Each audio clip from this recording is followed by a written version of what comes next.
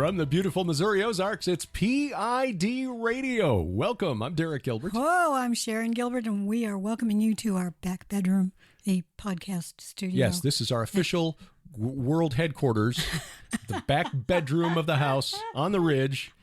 Overlooking the crows that are outside. And just up the road from the bait and tackle shop. Last stop before Table Rock Lake. We are in a plum position here. We are indeed. Oh, good grief. From here we can see the world. From here we can see the cattle. That's right. That's all that matters. Boy, it's crazy here. We first of all, we want to remind you, please download our app. And we say that not simply... We get nothing. Seriously. We get nothing when you download the app. No. It's free. It's free. It's free. Your donations help us to pay for all of that. Mm-hmm. But we want you to download it because that may be the only place you're going to find us one day, because you just don't know what the gatekeepers might do. Oh, yes. What they're going to find to object to. And we had more evidence of this past week. Last week, Saturday, 1 week ago, they found something in something from years ago. 3-year-old program that they said, "Oh no, this violates community standards." And look, it is what it is. It's their playground, and if they want to be, I know it's not fair, but again, their playground. Mm-hmm. So. We want you to download the app because that is the way to get everything. Plus, Derek and I are kind of thinking about doing some app-only content. Yeah, and also some app-only interaction. Mm-hmm. You'll notice if you have a copy of our app, on the top menu bar there, on the left side, it says GHTV. On the right side, if you've logged in and created a profile, you'll find whatever you use as your avatar in the far right corner. Next to it's a little magnifying glass. By the way, we don't track you. You can log in, and seriously, we just that's private. Yeah, there's some information at Subsplash, which is the developer tracks, but that's only so they can return you to the same place you left. Mm-hmm. Know what programs that you've listened to or watched, and if you want to go back to those, you can do that. But anyway, there's a little magnifying glass so you can search for content inside the app. The next to that is what looks like two little word balloons. Or thought balloons, word balloons, I guess. Conversation balloons, like from a cartoon or something. And so there is actually like a social media sort of function inside there with conversations. And we're going to start adding those to the app so that if you want to comment on a program, whether it's the Gilbert House Fellowship Bible Study, one of these programs, a View from the Bunker interview, you can do that inside the app. Or if you want to start a thread and communicate with other people. Yes, because you can, in those conversations, you can convert a... conversation to a prayer request, which has its own section within the conversation. It's really a pretty powerful feature that we've never taken advantage of because, honestly, we didn't notice it. We didn't notice it. I mean, we're so busy creating the content that looking at the app is like, oh, wait, did you know we could do this? That's really cool. And when you tap and hold on it, you can do this other thing. Wow. All right. This app is more powerful than we realized. I mean, besides having the Bible module in there where you can get an audio Bible and, the idea that we can interconnect through the app, share prayer requests for one another, and just comment and discuss Bible studies, interviews, whatever, is really pretty powerful. So feel free to log in and start using those. I will open up these conversations so that all can join. It's not going to be a private thing. Sometimes churches will use these in other ways for, sending messages back and forth between the elders or whatever. Right. That's great. But we can use it as sort of a closed social media thing so that... make the fellowship an actual fellowship of people who are fellowshipping with one another. Right. Yes. And you can do all of this through the app. So let's take advantage of the opportunity. So again, it's in the top menu bar, the two little things that look like word balloons when you tap on that, and that will get you access to all of those conversations. So that's pretty cool. So download the app, and many of you have done that. Yes. Something like over 12,000. Over 12,000. So thank you for doing that. Also, many of you have already helped us out with the Build Barn Better project. We were just talking to our contractor yesterday who's came over and walked through the barn again. Derek has been judiciously going through and pulling out family-oriented boxes of things that we don't want to donate. A box of my first grade homework was in there. Seriously, that was awesome. I so love that. We've got a box of Nicole's grade school things, so we're going to put that with those. Whether or not that means anything to Nicole down the line, don't know, but I think it's kind of cool. This is what your dad was doing in 1967. We have some eggs. There is the cow. Eggs are good for you. I will not milk the cow. We have no cow. Underline the subject of each sentence. Yeah, you're a very bright young man. So, yeah, we're pulling all that out. And once that is done, Derek is starting to congregate everything in one area that's going to be the donate. We've already found out that there's a church nearby that has a special ministry for those who've lost everything in a fire or whatever reason. And so we're donating as much as possible to that ministry. Right. Because there are some things in there that Mom just doesn't need anymore. Right. Housewares, kitchenware, things like that would be really useful in a situation Very like that. basic things that you need again if you lose them in a fire or or a flood or whatever happens. So, God bless her. Mom is well cared for, and she's had lunch with her yesterday, as I do every Friday, and take her out for her standard cheeseburger and fries, which her favorite meal. God bless her, and at age 86, she is still healthy and still going strong. Yep, so she is.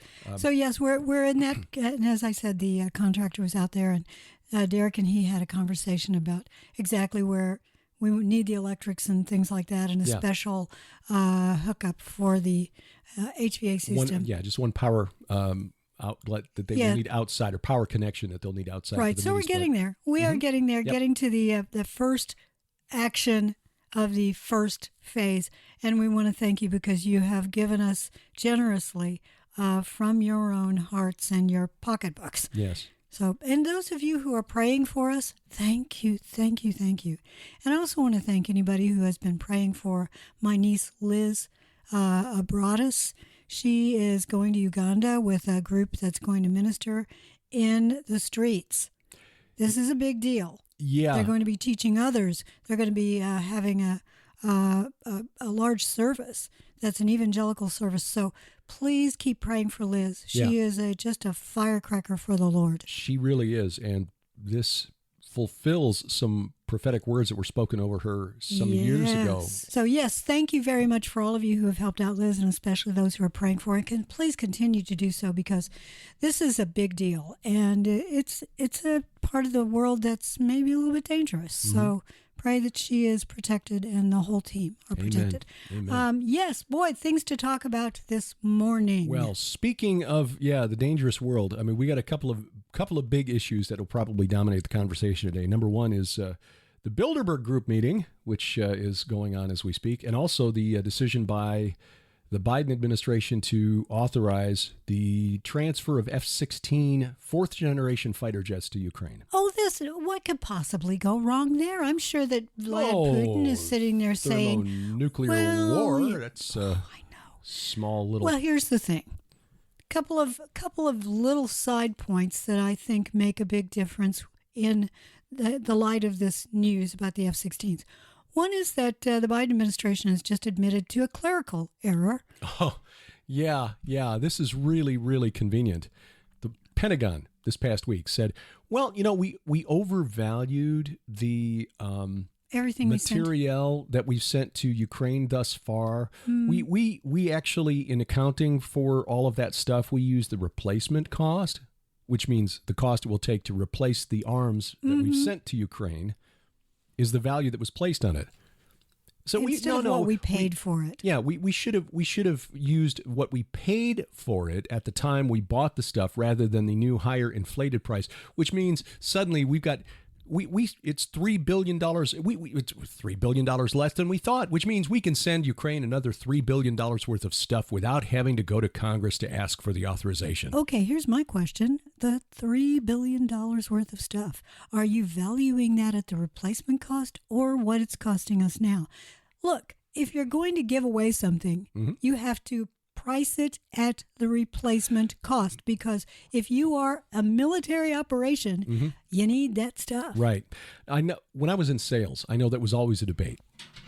The company I worked for at the time would use replacement cost when we were selling material to our customers, which meant that when prices were dropping, we were the first ones to reflect the price drop. When the mills were, the price of steel had declined, we were selling stuff based on the cost it would take to put the new material back in the inventory, which is great. But it sometimes meant if the price drop was substantial, that you were selling stuff for less than you paid for it. Now, the way around that is to always price it based on what you paid for the material, which seems like common sense. But then when prices were dropping at the mill and your competitors were then lowering their prices, you were trying to sell stuff at the old higher price. And so it was always a debate internally. Do we price it at actual cost or replacement cost? But the reality is that it will have to be replaced. Absolutely, I agree.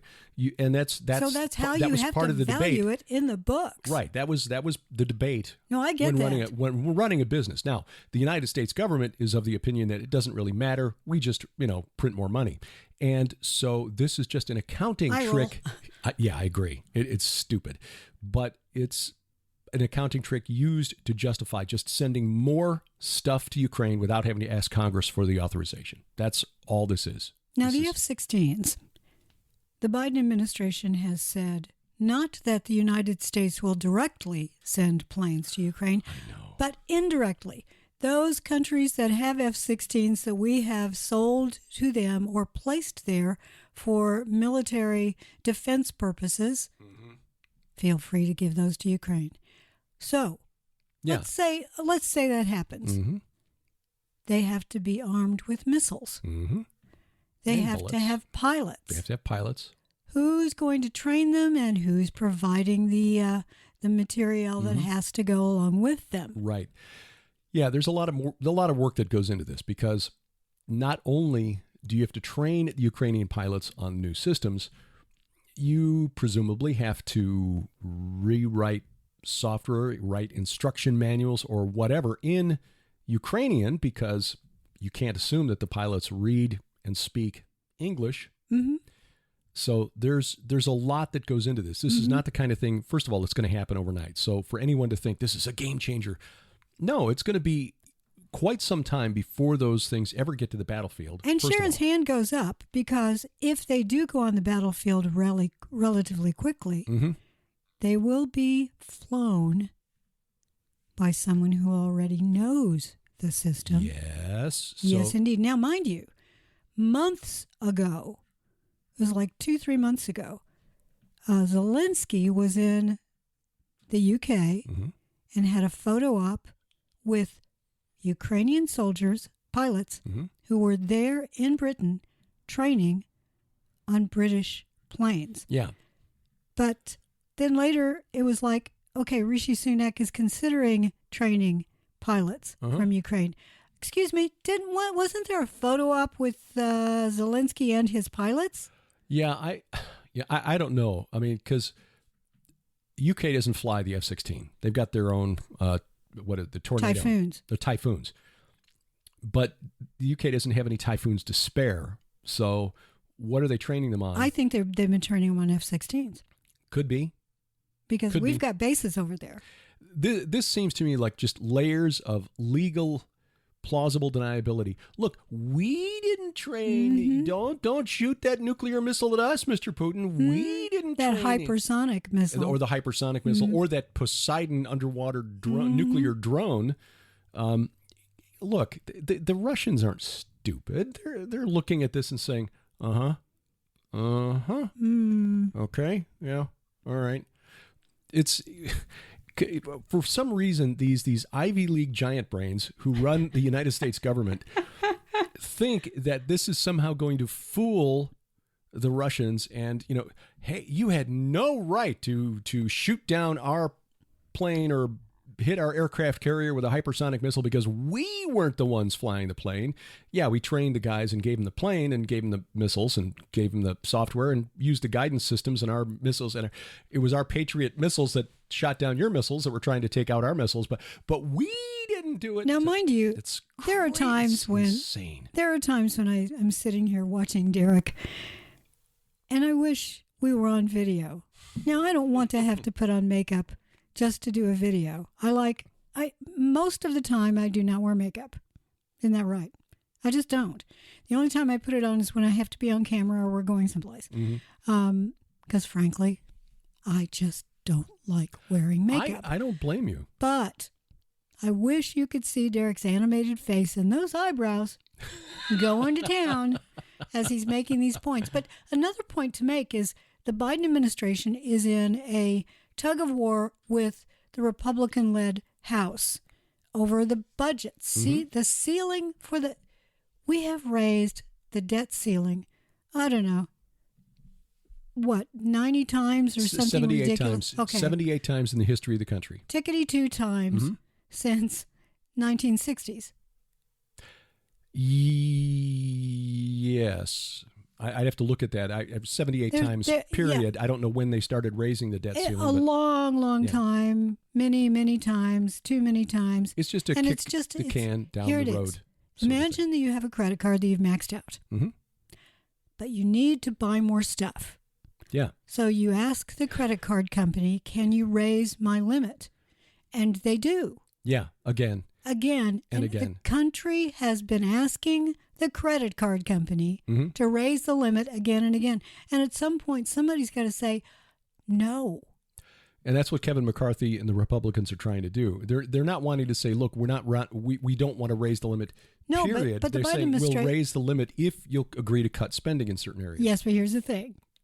At the same time that the Biden administration is trying to get a yes from McCarthy, they admit to a $3 billion clerical error.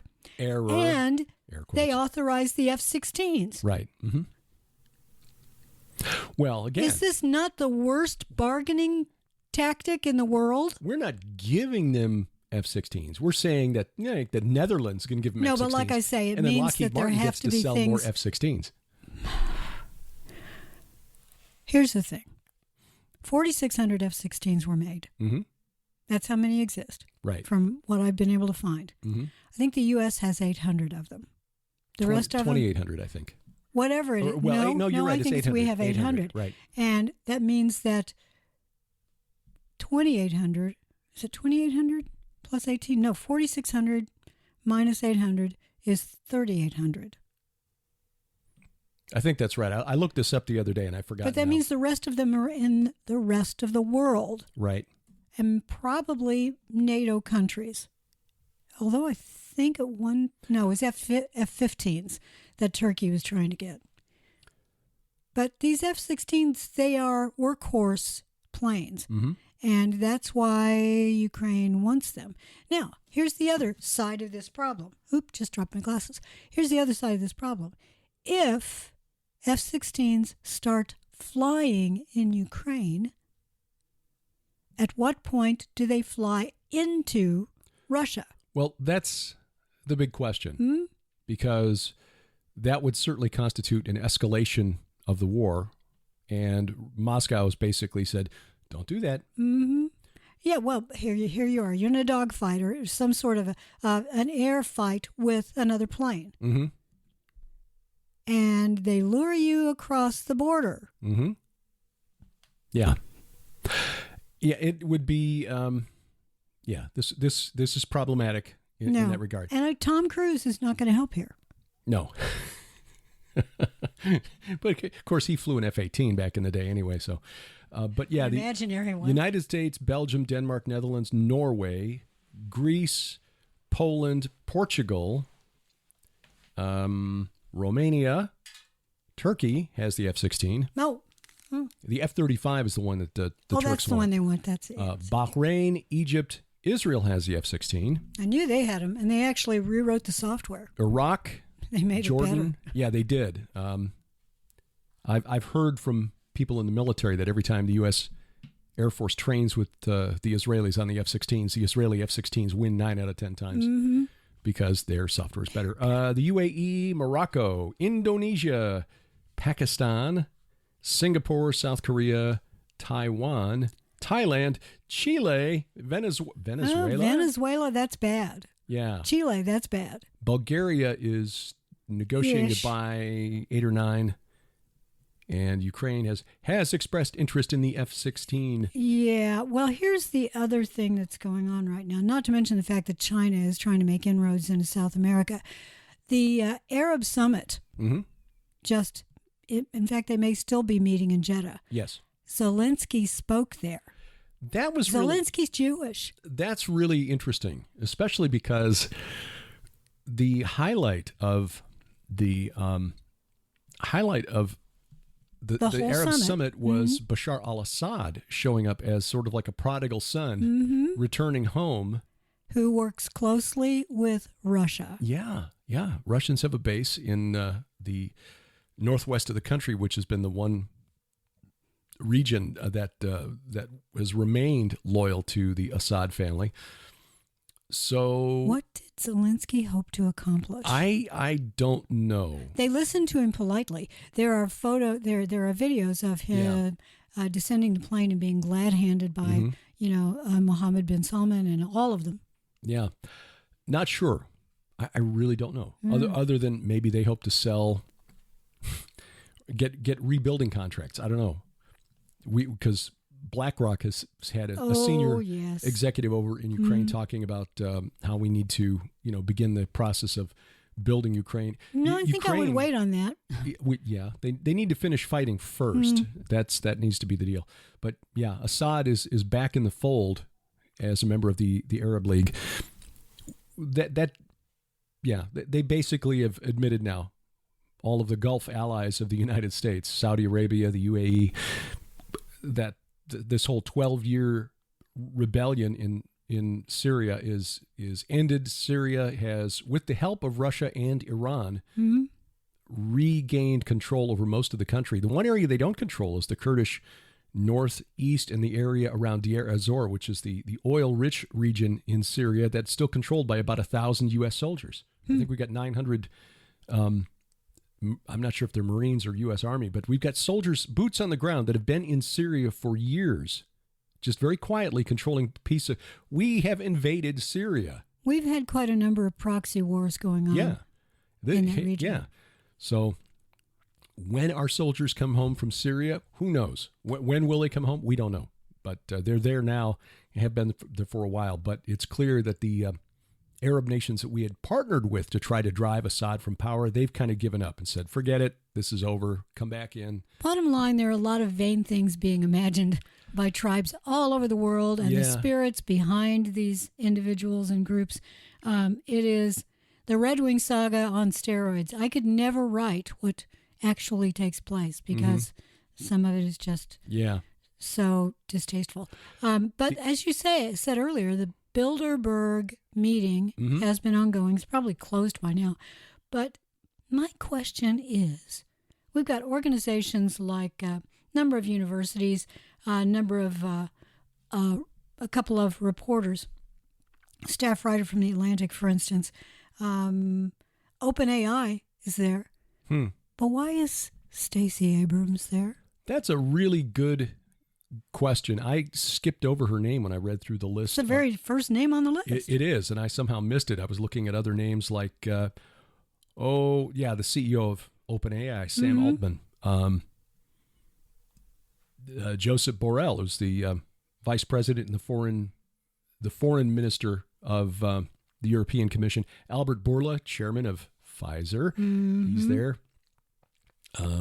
There's a member from the board of Shell who's there. So you've got the oil industry, you've got pharmaceutical industries, you've got World Economic Forum, of course. The CEO of DeepMind, Demis Hassabis. I don't even know how you pronounce it. Hassabi? I don't know. Demi. Avril Haines, the United States Director of National Intelligence. Oh, yes. That's interesting. Henry Kissinger, of course. He's always there. I was looking to see if anyone from BlackRock is there, and I'm sure they are. Yeah, Craig Mundy, who used to be the chief technology officer at Microsoft. He's now president of his own consulting firm. But the CEO of Microsoft, Satya Nadella, is there. Michael O'Leary, the group CEO of Ryanair, he's often in the news saying something outrageous. The Hoover Institution. Eric Schmidt, former CEO of Google. Peter Thiel. Yep. Who is a well-known transhumanist and big Trump supporter. Yeah. Kind of an odd mix there. Thiel was an early investor in Facebook, co-founder of PayPal, and CEO of Palantir, which is that company that scrapes social media to try to if you've obtain never read actionable The Lord of the intelligence. Rings, you may not know what that is, but it's essentially a crystal ball.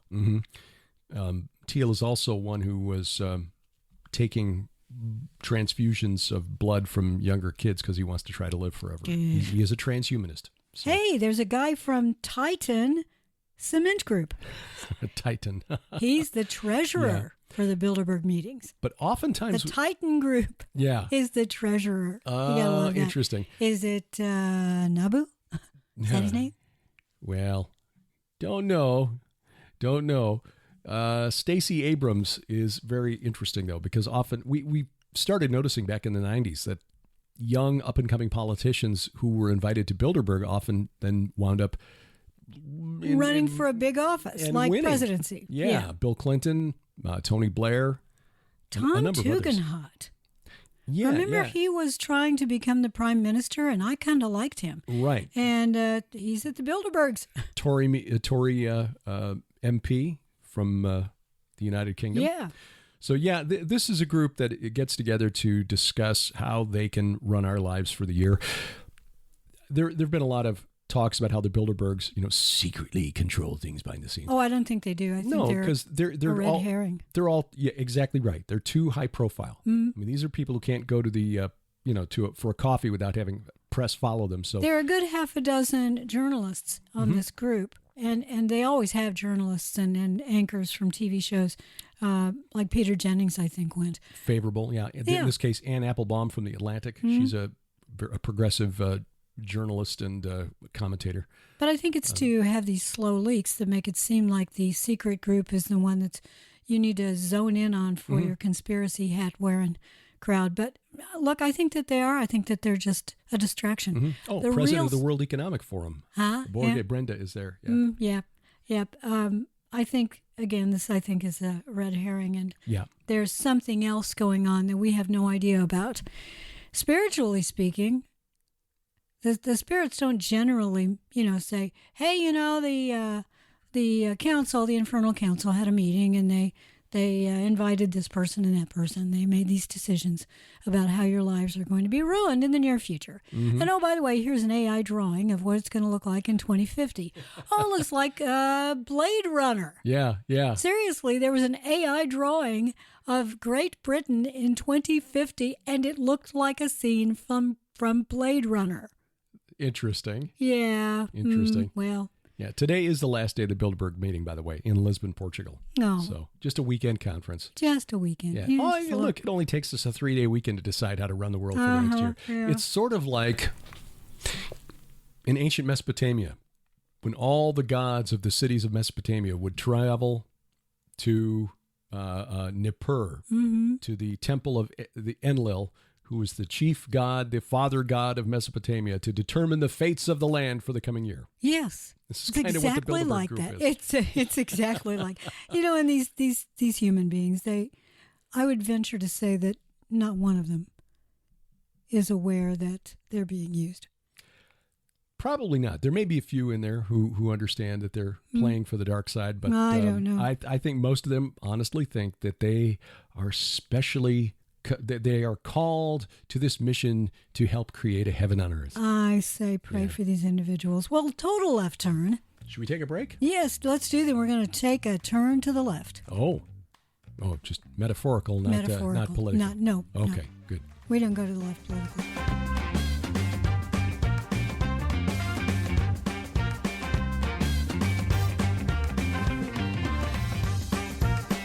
We've recorded a lot of video over the last 8 years, and we're truly thankful that so many of you have been blessed by our teachings, presentations, our travel augmentaries of our tours through Israel. But sending videos to other parts of the world can get expensive, so we've now made all of our video content available on demand. Stream our video in full HD with instant access at gilberthouse.org/video. And during the months of May and June, you can save 20% with promo code VIDEO20 at checkout. That's VIDEO20. Video on demand for as little as $3 for 7 days access and 20% off with promo code VIDEO20. But if you prefer DVDs, that promo code works for you too. Log on to gilberthouse.org/store, use video 20 at checkout, and save 20% on all DVDs. 20% off all streaming video and DVDs with promo code video20 at gilberthouse.org.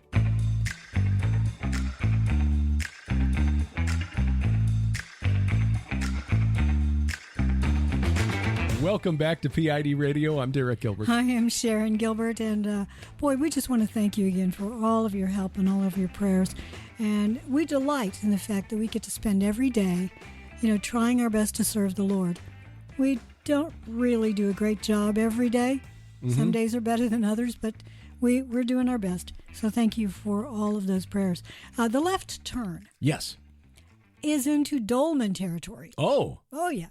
This is a story that I saw this morning at the Daily Mail, which is one of my favorite places to go because not only do you get sort of National Enquirer sort of stories there, you can get those at the Daily Star too, but you also get real journalism, which is why the whole Hunter Biden story. Mm-hmm. That was the one of just two places where you could find information on that for a long time. The Daily Mail and the New York Post. And they're still doing their best to get that story out there. Well, this one has to do with the comedian James Corden, who I think was doing the Late Show or something or the like Late that. Late Show. Or... Yeah, one of those. I'm never awake for those. It might be about the time I'm actually getting up. But he's moving back home to England, and he has a large property there that, strangely enough, has a very strange stone. Yes, you can open that. Do that again. Stone formation. It has what appears to be a very large dolmen, mm-hmm. which, if you are unfamiliar with that, we've talked about them a lot. Picture the symbol for pi. Okay, yeah. Two sides mm-hmm. and then a top. That's essentially a table. Mm-hmm. It's Britannic, or dolmen means table.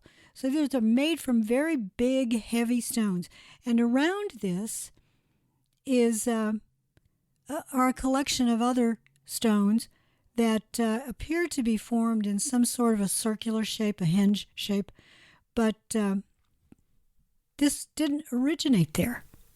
In other words, it was moved from the island of Jersey, not New Jersey. This is Jersey. Old Jersey, regular Channel Jersey. Islands. And, Jersey that is close to proper France. Jersey. Yeah. The original one. In 1788, there was a decision by the British military, the Navy, the military, I think it was maybe in the Army, to put a parade ground on Jersey. And they chose that area, sort of a big meadow. Mm-hmm. Today, somebody would say, no, that's a nature preserve. You can't do that. And they needed to get rid of these stones, these old Neolithic structures. Yeah, it's in the way of where the soldiers are going to march. It's in the way, so it was moved. Yeah. 1788. Doing that? 1788, and yes, those are really big honking rocks. How did they move those? Well, 1788, I imagine they used some engineering. Some I'm sure they did, tackle, but then they have to put them on barges or something to transport them over to England. Work. So anyway, that's how they ended up over there. But the question is, what were they for originally? Now, Jersey wants them back, by the way. Mm-hmm. England has said, no, they're heritage monuments. They're not. They're actually our heritage monuments. Right. That seems kind of silly that... Can you imagine? Well, there is that rumor that Stonehenge was originally in Ireland, and it was moved. Or in Wales, it was moved. Well, I know the stones come from Wales. Some of the blue stones. No, there is a belief by some that it was moved from an original location and was set up in the same way in England on Salisbury Plain. I did not know that. One of those crazy Neolithic ideas. Parade ground for the Neolithic I'm sure they did. Irish They Army. just wanted, a nice place the Irish for their Neolithic parades. Army. Yeah.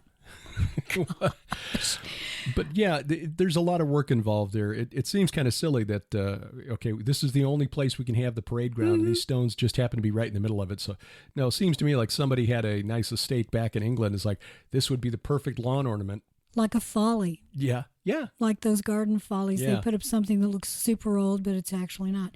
So, yeah, it'll probably not go back to Jersey, but I found it really interesting that this comedian has some sort of ritualistic structure on his land, because when you look at the original survey of it before it was moved, nothing was inside. No bones or anything like that. Yeah. Which is true of almost all dolmens. That's true.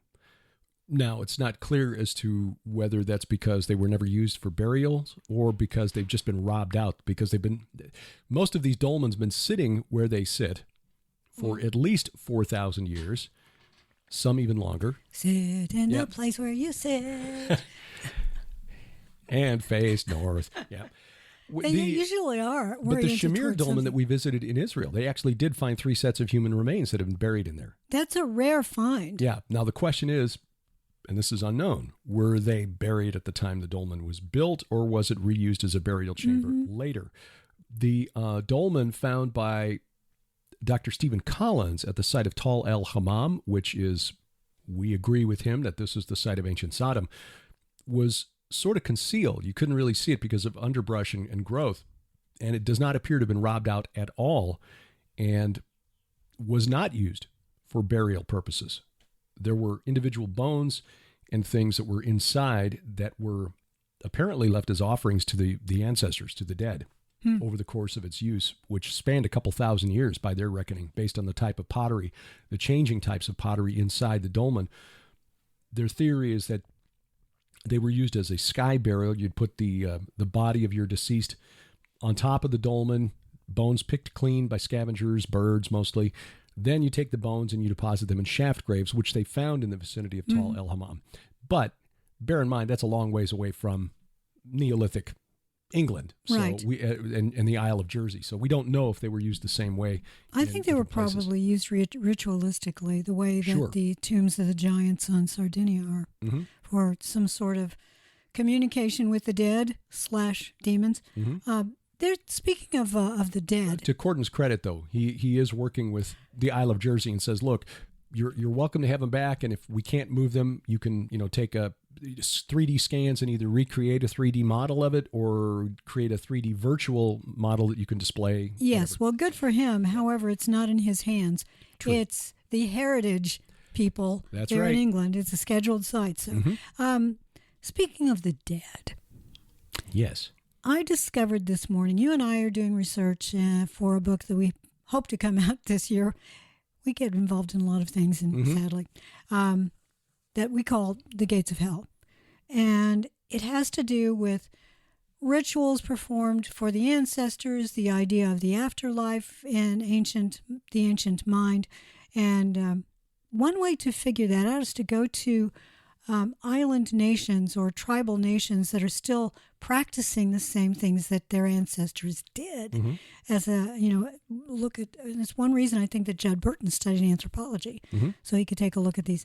Well, in Indonesia, in the mountains of Sulawesi, there is a tradition of not burying your loved one until A, you can afford it, and B, you can afford it.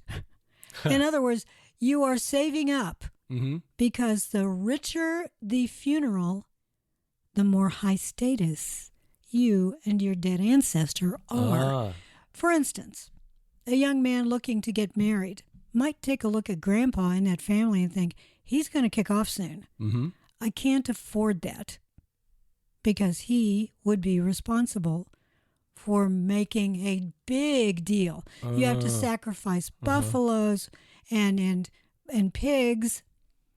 The water buffaloes, their horns are mounted on the front of the house, and the more horns you have on the front of your house, the more status you have. So some of these families will keep the loved one at home for years. Until they can afford the proper burial. Until they can afford the proper burial. And once they have that, then there's this big burial.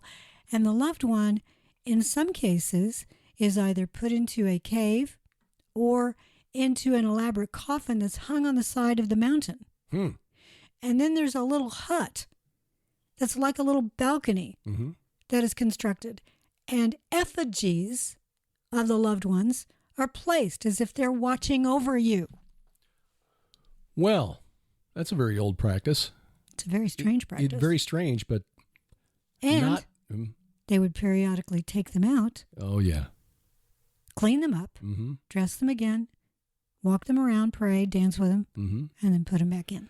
Madagascar, with the elaborate, very well-constructed burial huts that they... Yes. So how is it that Madagascar and Indonesia have such similar practices? Well, that's a really good question.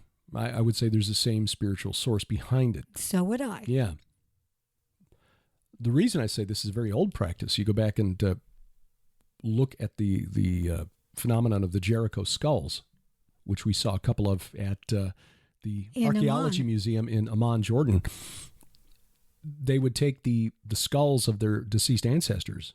Once the rest of the body had been defleshed, they bury the rest of the body. They keep the head, and then they decorate it by plastering it, put shells in for the eyes. Oh, look, we got some really great little, shells there. It looks like he's winking at us. It's great. And keep those on display, apparently. But this was a Neolithic practice that is also attested in southern Turkey at Çatalhöyük, in northwest Iran. So that was a very widespread phenomenon, too. And at that same point in time, by the way, they in the Near East anyway, which would be what we would look at now and call the Middle East, head shaping. People binding the heads of their kids to make them into points. Lots of them have been found. Some people will look at that and say, well, that's evidence of gene tampering. Well, we don't know that because I don't think anyone's done any DNA testing on those bones. In most cases. Head binding is probably, but the question is why? Why do that? What are you imitating? Yeah. Yeah. What are you imitating? Yeah, because if you look at some of the statues of the reptilian mother and child. Right. The Ophidian figures, they've got those sort of weird heads. With the coffee bean eyes, which is weird. Which, oddly enough, when you put shells in the eye sockets of your dead grandpa's skull, kind of look like those coffee bean eyes. I hadn't even thought about that. I hadn't either till just now. You're right. You are right. Very, very odd. Well, this show took a turn I didn't expect. Well, while we're on this very interesting path, and again, if you're new to PID radio, the PID part stands for Peering into Darkness, which means that we look at politics, we look at everything going on in the world, and we try to see the spiritual activity behind it. And Derek and I, because of that, we've gotten really interested in ancient practices because there's nothing new under the sun. Right. What happened then is happening now. I just found out about a god, a Latin god, a Roman god, that I wasn't even aware of. Did you know that there are different gods for different types of thunder and lightning? I did not. I thought Jupiter was the dude. Jupiter, Zeus, Baal. Well, Jupiter is the god of daylight thunder. Oh. The god of nocturnal thunder is Sumanus. Sumanus. Two M's. Summanus. Sumanus. I did not know that they had a god for nighttime lightning. Isn't that interesting? Yeah. Pliny thought it was probably Etruscan, that this god was an Etruscan god. The Etruscans, if I understand it correctly, believed in 9 gods of thunder. Huh. That's very interesting. The Etruscans are really interesting people because they occupied the area north of Rome, in north of the Latins in the ancient Italy. Obviously, this was long before that was Italy, but on that peninsula. But it is likely that the Etruscans were survivors of the Trojan War, the Trojans. That's what I was thinking, yes. Probably a people who originated in Anatolia and fled the fall of Troy around the time of there was a huge disruption in cultures around the year 1200 BC in and around the Mediterranean. Scholars call it the Bronze Age collapse. It was the end of the Bronze Age, beginning of the Iron. And the Hittite Empire collapsed. Egypt almost fell to these invaders, but you also had a number of other kingdoms that disappeared around that time and Troy, the fall of Troy, was probably one of the wars that was fought at around that period. But that Romulus and Remus were descended from Aeneas? That's according to Virgil, who wrote, 1,200 years later. Yeah, so I know. 1,100 years later. But yeah, but anyway, the point being that a lot of the religion of Rome was influenced by the religion of Anatolia, which shouldn't be a surprise because the Greco-Roman pantheons were almost identical. Right. And it's pretty clear from what we now know of the ancient Hurrian religion, who predated the Hittites by a couple thousand years, that their origin story of, Uranus, the sky god, who's castrated by his son Kronos, who's overthrown by his son Zeus, that comes from the Hurrians. And Anu being overthrown by Kumarbi, being overthrown by Teshub. It's the same story, different details, and but it's the same a story. region near the Ararat Mountains. Yep. That makes a whole lot of sense, doesn't it? That's where the Hurrians originated, the Ararat Plain. So, but the god of nocturnal thunder. Now, I'm sure some of our listeners are thinking this already, so let me just say that I, too, have thought of this. If the Etruscans believed in 9 gods of thunder, is that in any way, shape, or form connected to Revelation chapter 10, verses 3 and 4? And when the 7 thunders utter their voices. These are thunders that are personified. 7 thunders uttered their voices. It's a good question. John's not allowed to write down what they say. Yeah. There's an old belief in Mesopotamia of 7 entities who followed behind the war god Era. And I've forgotten what they're called. But, it's similar to, the 7... That number comes up again and again. 7 judges of the underworld. I just want to make a point, though, in case you're wondering. Derek and I do not believe that these 7 thunders are part of the Etruscan pantheon. Oh, no. These are entities created by Yahweh, created by our Lord God Almighty, and these entities are in heaven. There may be a version of them in the infernal realm, because the infernal realm copies the Lord's assembly every time. Sort of like the shadow ministers in the UK. Yeah. Except very shadowy, as in shadow of, the true thing. Yeah. Well, interesting. Yeah, Pliny mentions 9 gods of the Etruscans who had the power of wielding thunderbolts, pointing toward Martianus's Novenciles. I don't know, Novenciles? That's how we'd say it in English, as gods pertaining to the use of thunder and lightning as signs. So it was for the purpose of divining the future. Within the Etruscan religion, Jupiter had the power to wield 3 types of admonitory lightning sent from 3 different celestial regions. And for the 2 types of harmful or crushing lightning, Jupiter required the approval of de consentes. By the way, the Novenciles are deities of obscure significance. Yeah. We don't know what they are, but apparently they're referred to in some inscriptions. Oh, this is interesting. For completely destructive or burning lightning, Jupiter required the approval of de superiores et involuti, the hidden gods of the higher sphere. Now, let me tell you where I got Sumanus in the first place. Yeah. There was a story about a statue of Hercules, I think, that has been uncovered. It was in the Vatican, and it's been covered in what looked just like, maybe it was dirty. Well, in cleaning it, it was discovered that it had a wax coating over gold. The statue was covered in gold, and it had an inscription that implied that it had been struck by lightning by Sumanus, so struck by lightning at night, and therefore it was a divine statue. The statue itself had taken on divinity because of the lightning strike within it. I see. It had been activated by this deity. Therefore, they covered in gold. Yeah, is right, because you don't often find statues that are covered in gold. No. The more we dig into the the cosmology, the religions of the ancient world, the more we realize, the less we know. But and that's why if you try to dial down to a really granular level and say, okay, this equals this exactly, you'll go nuts because it doesn't. It doesn't. And I think that's by design, to try to get you distracted and running down blind, dead-end alleys. Step back, look big picture. Big picture is the fallen world has presented a false narrative. The sky god doesn't care about us. He's off and he's away somewhere. Besides, he's been castrated. He is powerless. But his son, who did the castration, well, he's banished to the netherworld.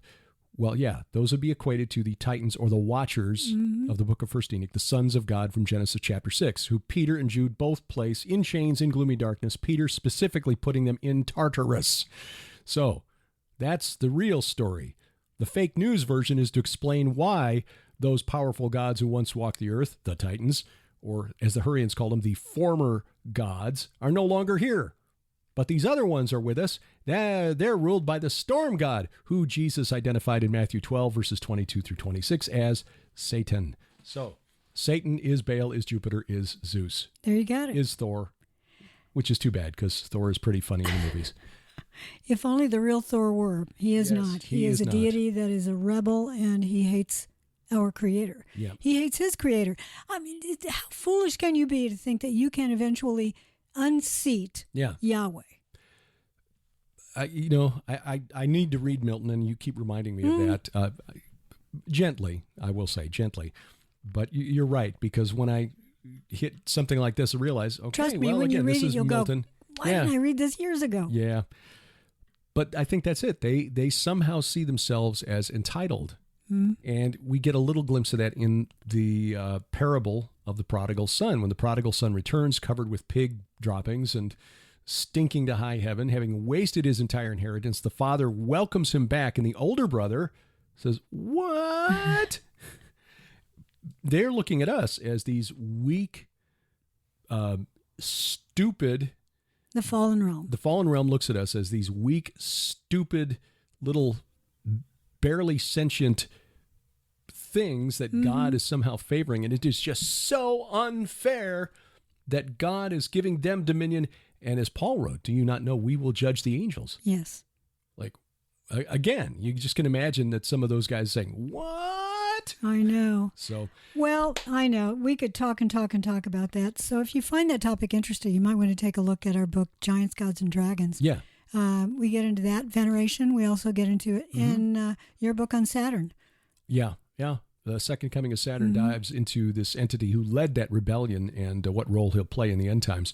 But Timothy Alberino's Birthright is also a really good analysis of this whole good. situation. And speaking of Timothy Alberino, that's good why I did segue. that. He is going to be with us next spring in Israel.